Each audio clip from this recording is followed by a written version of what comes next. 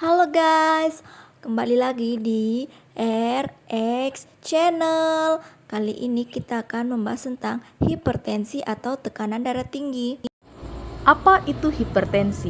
Hipertensi didefinisikan sebagai peningkatan tekanan darah arteri yang berlangsung dalam jangka waktu yang lama atau persisten, Di mana pasien dengan tekanan darah sistolik lebih dari 140 mm merkuri atau diastolik lebih dari 90 mm merkuri.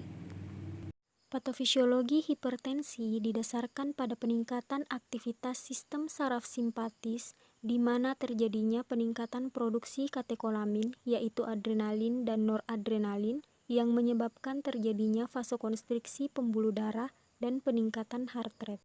Yang kedua adalah peningkatan aktivitas sistem renin-angiotensin-aldosteron, yaitu terjadinya peningkatan produksi renin oleh makula densa juxtaglomerular yang berperan dalam mengubah angiotensinogen menjadi angiotensin 1 yang kemudian dengan bantuan angiotensin converting enzyme akan diubah menjadi angiotensin 2 yang berperan dalam vasokonstriksi pembuluh darah.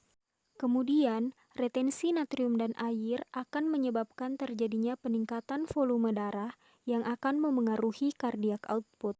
Disfungsi endotel yang disebabkan oleh proses aterosklerosis dan faktor genetik juga menyebabkan vasokonstriksi pembuluh darah. Sekitar 95% kasus hipertensi merupakan hipertensi primer atau esensial yang artinya tidak memiliki penyebab spesifik. Faktor risiko hipertensi primer meliputi usia tua, obesitas, diet tinggi garam, rendahnya aktivitas, dan konsumsi alkohol.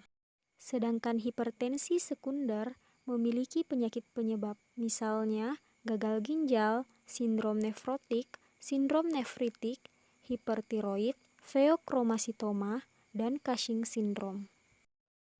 adapun subjek dan objek, di mana subjek yaitu tanda dan gejala.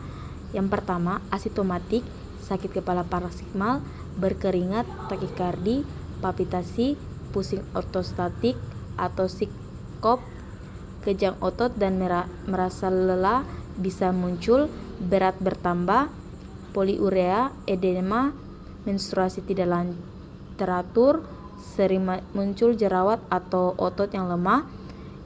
Berikutnya yaitu objek atau pemeriksaan lab, meliputi nitrogen urea darah atau BUN dan kreatinin serum, panel lipid puasa, glukosa darah puasa, serum kalium, urinalisis. Klasifikasi tekanan darah menurut JNC 7, di mana klasifikasi tekanan darah pada orang dewasa usia 18 tahun ke atas. Untuk klasifikasi tekanan darah normal, tekanan darah diastoliknya kurang dari 120 mmHg dan tekanan darah diastoliknya kurang dari 80. Kemudian untuk klasifikasi prehipertensi, tekanan darah sistoliknya 120 sampai 139 dan tekanan darah diastoliknya 80 sampai 89. Untuk klasifikasi tekanan darah hipertensi stadium 1, tekanan darah sistoliknya 140 sampai 159. Untuk tekanan darah diastoliknya 90 sampai 99. Untuk klasifikasi hipertensi stadium 2, tekanan darah sistoliknya lebih dari atau sama dengan 160, sedangkan tekanan darah diastoliknya lebih besar atau sama dengan 100. Terapi farmakologi. Yang pertama, antihipertensi agen primer. Golongan obat yang pertama yaitu diuretik. Diuretik mempunyai 3 subkelas. Yang pertama tiazid, contoh obatnya klortalidon dan hidroklorotiazid. Yang kedua lupus, contoh obatnya bumetanid dan furosemid. Yang ketiga potasium sparing, contoh obatnya amilorid dan triamterens. Golongan obat yang kedua yaitu ACE inhibitor. Contoh obatnya benazepril dan captopril. Golongan yang ketiga yaitu ARB. Contoh obatnya kandesartan dan irbesartan. Dan yang keempat beta blocker. Beta blocker mempunyai 4 subkelas. Yang pertama kardioselektif. Contoh obatnya atenolol dan betaxolol. Yang kedua non selektif. Contoh obatnya nadolol dan propranolol. Yang ketiga intrinsic sympathomimetic activity. Contoh obatnya acebutolol dan carteolol. Dan yang keempat campuran alfa dan beta blocker. Contoh obatnya carvedilol dan labetalol. Antihipertensi agen alternatif. Golongan obat yang pertama yaitu alpha 1 blocker. Contoh obatnya doxazosin dan prazosin. Golongan obat yang kedua, sentral alfa 2 agonis. Contoh obatnya klonidin dan metildopa. Golongan obat yang ketiga yaitu peripheral adrenergic antagonis. Contoh obatnya reserpin. Dan yang keempat, direct arterial vasodilators. Contoh obatnya minoxidil dan hidralazin. Ada beberapa terapi non-farmakologi untuk mencegah hipertensi, seperti mengurangi merokok atau berhenti merokok, pengurangan berat badan atau menjaga berat badan, olahraga yang teratur minimal 30 menit per hari, diet kaya buah-buahan dan sayur-sayuran atau makanan sehat, makanan yang berserat, minum lebih banyak air putih, kurangi makanan jadi dan tidak mengkonsumsi alkohol. Algoritma hipertensi, di mana pilihan terapi obat awal terdiri dari dua. Yang pertama tidak ada indikasi yang memaksa dan indikasi yang menarik. Tidak ada indikasi yang memaksa terdiri menjadi dua tahap. Tahap pertama yaitu hipertensi dengan nilai SBP 140 sampai 159 atau DBP 90 sampai 99 mmHg. Dengan diuretik tipe thiazid untuk sebagian besar dapat mempertimbangkan ACE inhibitor, ARB beta blocker, CCB atau kombinasi.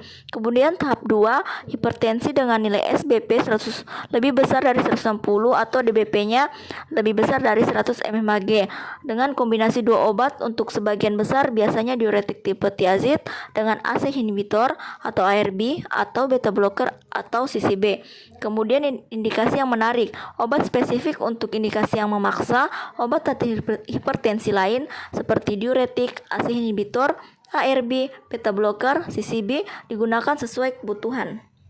Algoritma indikasi yang menarik. Yang pertama ada gagal jantung, dapat diobati dengan golongan obat diuretik dan ACE inhibitor, beta blocker, antagonis aldosteron ARB. Kemudian penyakit pasca infark miokard dapat diobati dengan golongan obat beta blocker dan ACE inhibitor, antagonis aldosteron.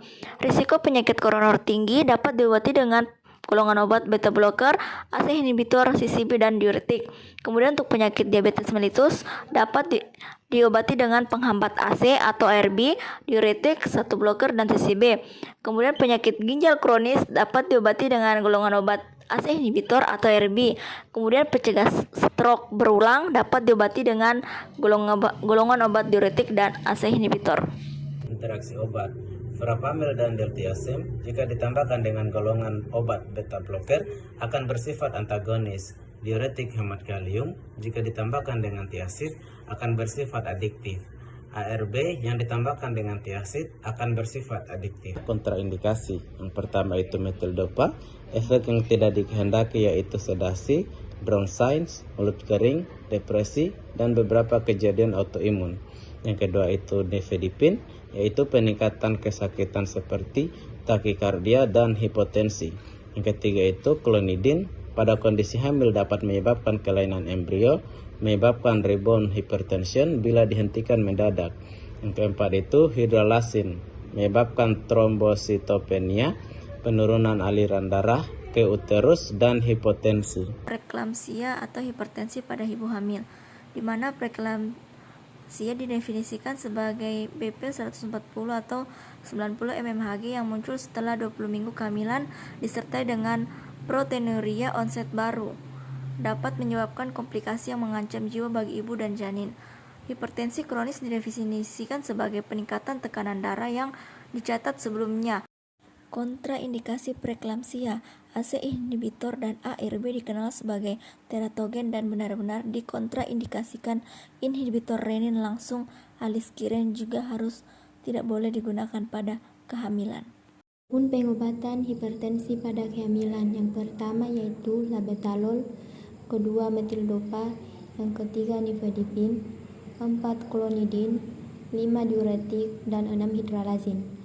Pengobatan hipertensi pada anak-anak ada angiotensin converting enzyme inhibitor atau ACI seperti captopril, enalapril, lisinopril, dan ramipril, dan kalsium channel blocking agents seperti nifedipin, amlodipin, felodipin, israpdipin.